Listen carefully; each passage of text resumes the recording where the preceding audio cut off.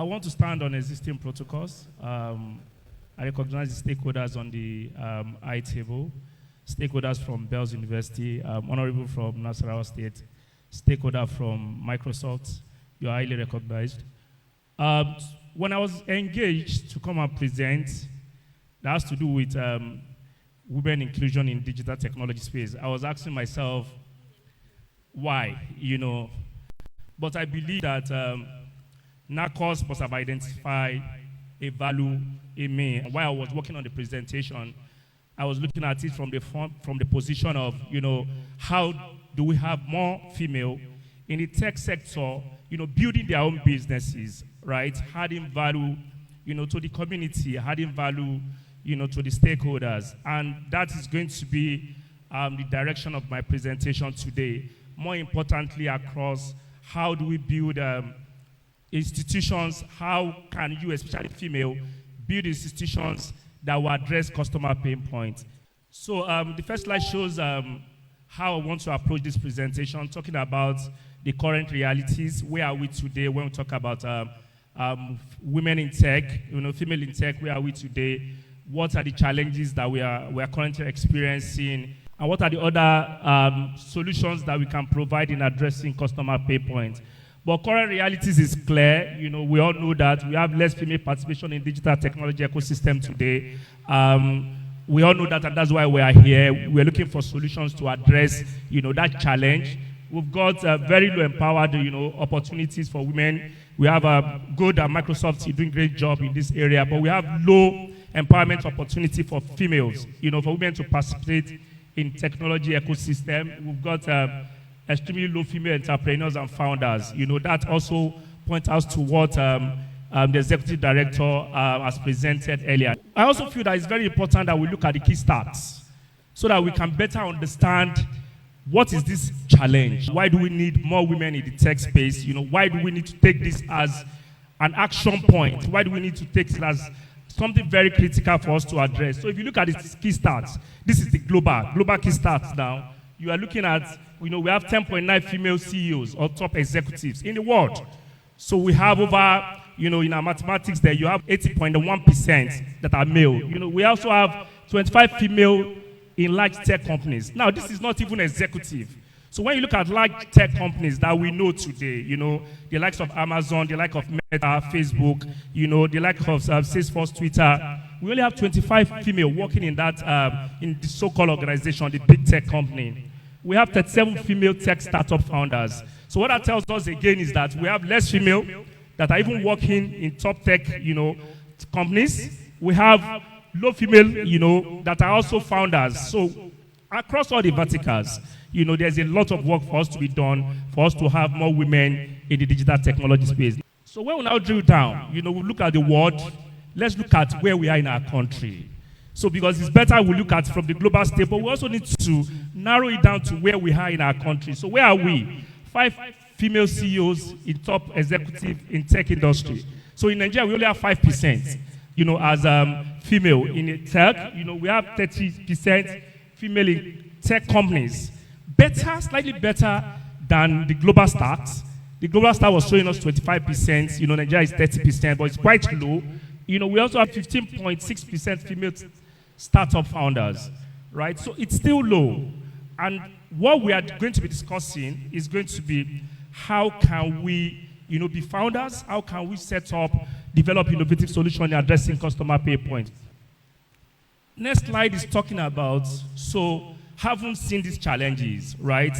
Haven't seen the global stats, haven't seen what we are doing in Nigeria. What can we do? What can you do that you are here? How can you disrupt the existing model? How can we move from 15%, female in the digital space to 50% or 60%? It's possible. What are the disruptive models? So we've identified 4 key areas. Number 1 is that you must build a convenience, you must tailor to convenience in your product development. What does that mean? Today, if I ask how many people are using some solutions that we know, maybe the likes of CUDA, for example, maybe the likes of Alert, for example, you will raise your hand that you're using it. However, if I ask you what's one of the value that you will tell me today is convenience. It's very easy to use. So as a stakeholder that you're working on building a disruptive product or disruptive solutions, you need to look at what is one of the problems that I want to solve is that I want to deliver this solution to make it very convenient for the user to be able to use. That's number one. Number two is that you must look for low price. Today, if I tell you that I'm launching a solution, right, and transfer is going to be free, or for every transfer you do, you get cashback, you'll be willing to use that solution because what is that? The price is what? Low. Thirdly is that you must be interested in the customer, right? Customer is key. Today, we see services, you see products that are not rendering values to the customer. So what are we saying in essence? You have the potential to disrupt the existing model. How will you disrupt the existing model? Look for a solution, right? And look for what are the customer pain points. If you're able to identify the pain point of the customer, right, you will be able to develop a better solution to address that customer pain point. And the first speaker, the executive director, she was talking about don't just build solution and say it's on my shelf, I have it on GitHub, right? You must be able to identify the customer's pain point. So customer is king. Customer is key to developing a disruptive solution. So I also feel that it's very important for us, after looking at disruptive solutions, right, it's very important for us to look at the organizations. We need to review organizations that have built solutions, right? What are the lessons that we can learn from this organization? We have, for example, got Alphabet. There's a company called Alphabet. Alphabet owns Google. So today, if they say Alphabet, Alphabet is the company that owns Google. These organizations have been built to last. And when we say organization has been built to last, what does that mean? Our goal is to build organization that will outlive us. So when I say an organization is built to last, these organizations, the likes of HP, the likes of Apple by Steve Jobs, the likes of Amazon by Jeff Bezos, the likes of Alphabet have been built to last. So what we are discussing here today, these are the great wins in digital technology space that we can take lessons from. However, they are built, to last. Meaning that if you are working on any solution today, what is very key and important is that I am building a solution that will outlive me. You are building a solution that will outlive you, meaning that after 70, 80, 90 years, or 100, that you are no more on the surface of the earth, that solution is still rendering value to the people. What principle work for these companies?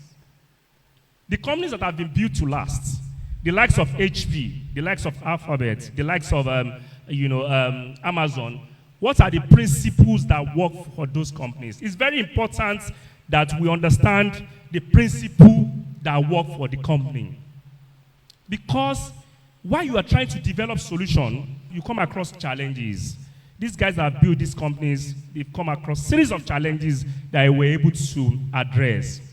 What is the key thing that worked for them? The builder of the companies were highly persistent, living to the motto, never, never, never give up. But what to persist with? The answer is the company.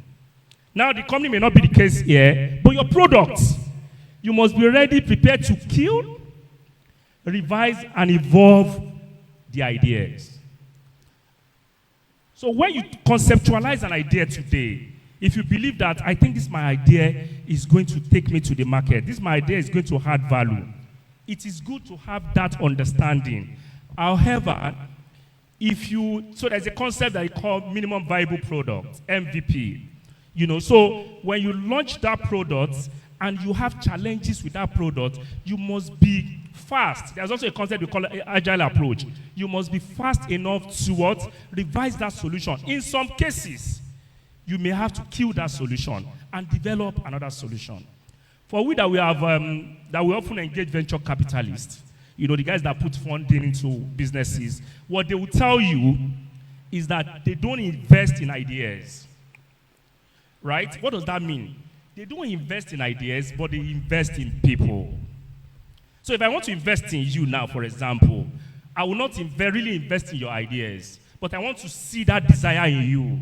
I want to see that desire in addressing, customer pain points. I want to see that desire, that willingness to scale. What worked for these guys again? Constant communication with the customer.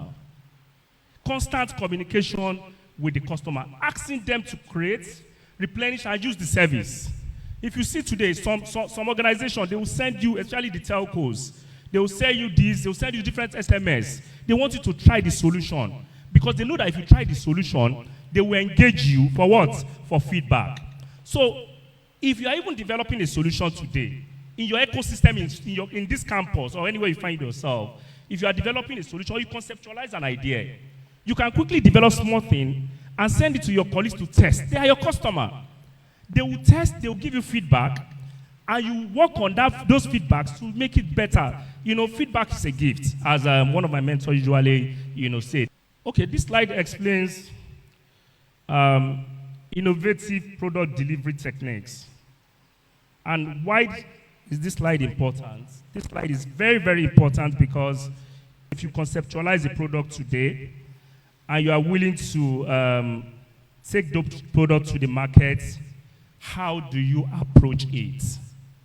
Because I know that you are young minds willing to develop solutions, willing to address customer pain points.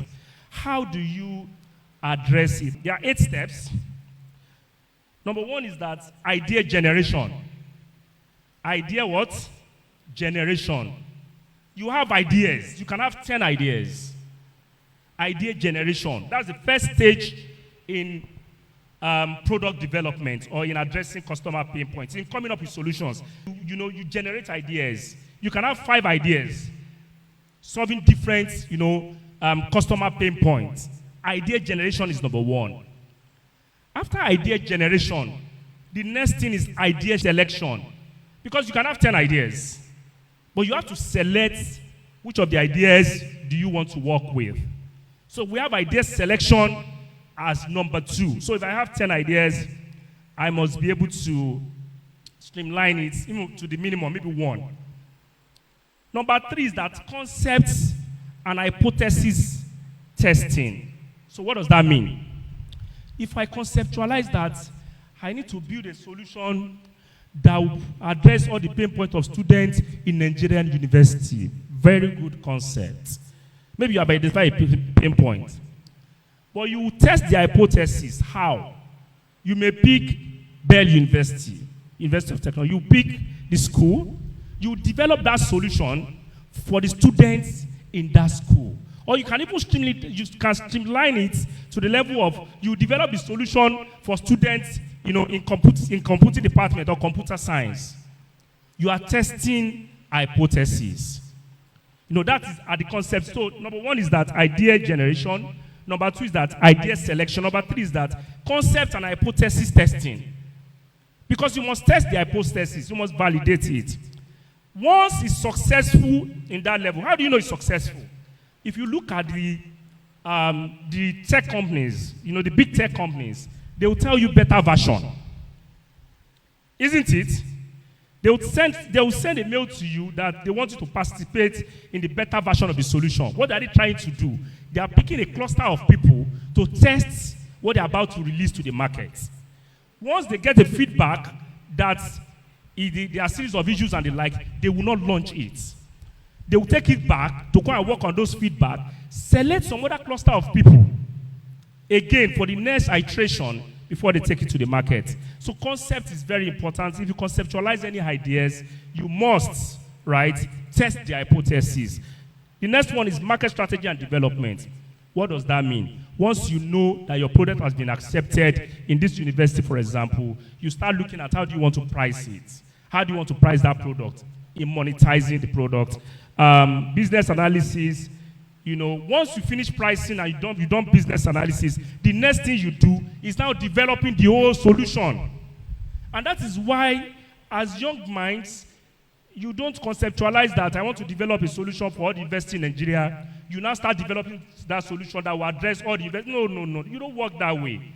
Right? The first thing you do is that you get a cluster of people maybe family and friends, like minds. You develop that solution for them to test it and validate if that solution is addressing their pain point. Once they confirm that this solution is addressing their pain point, you are ready to go. Lastly is that you test it again. After developing that product for the final stage, you test it and you commercialize it. So I decided to pick, we have a lot of women in tech, but I decided to pick this woman that I'm showing you today. So this used to be my boss, so, and that tells you that what? You can also do it. So my boss, one of the boss that I learned a lot from is this woman. And today I'm a co-founder of a tech company. But I learned a lot from her. So this is one of the example of women in tech. Her name is Mrs. Edwe from Jaffet, right? She's she graduated from University of Nigeria, Nsukka, some years back.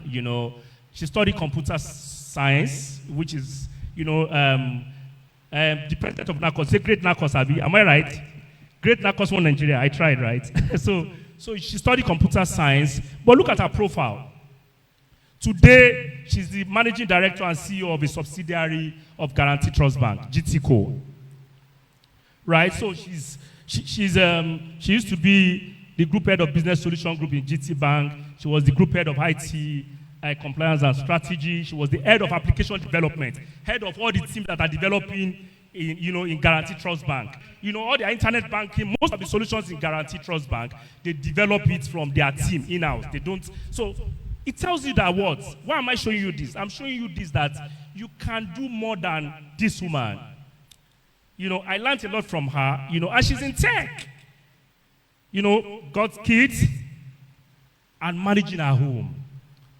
And today, she has over 40 or 50 people reporting to her. These are an example of a woman in tech, So what is very important that we're passing across today is that if she can do it, you can do better than what she has done. This is, if you want to connect with me on LinkedIn, on any platform, you can scan this and easily connect with me. We can have provision for sessions to discuss or connect with a view to adding value to ourselves. What is very important is that how do we add value to the younger ones that are coming on board. I decided, for example, to resign from an entity, Etisalat Nigeria, to start PayVantage. It tells you the desire, to build an organization that will last. And also is that we've got a suite of APIs in PayVantage. If you are willing to, if you want to develop a solution, right, and you need APIs to integrate to, for example, you need APIs for virtual accounts, you need APIs to connect to the mobile network operators, you need API for, all other services. You can just connect to our API suite, right, and you'll be able to have access to those APIs, and be able to deliver value. Those APIs you can use to address series of customer pain points and deliver value. Same if you have challenges, if you are trying to integrate to that API and you have challenges, you can also scan this to join the tech community, that we've got a team of engineers that will provide support for you. And lastly, this is one of our solutions. If you want to do anything, mobile app, that delivers value, you want to pay bills, you want to buy airtime and the likes, you can use this solution. Thank you very much for having me. It's been a wonderful session.